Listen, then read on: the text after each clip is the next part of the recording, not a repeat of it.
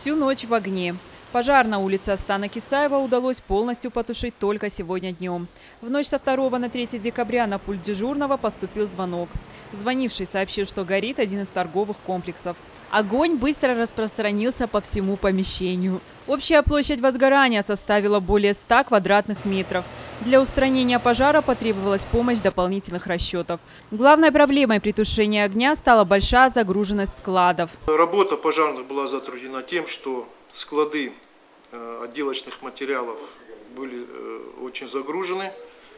Пожарная загрузка была очень велика. Пожарные не могли дойти до места очага пожара. Но тем не менее горение было прекращено, открытое горение было прекращено в 00:30. Несмотря на устраненное еще ночью открытое пламя, тление товаров со склада продолжалось вплоть до середины дня.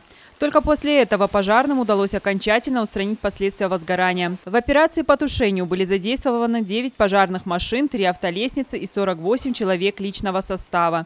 Изначально улицы были перекрыты, но уже в обед движение было восстановлено.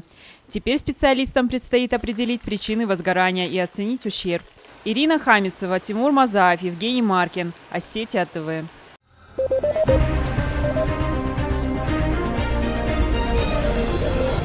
Thank you.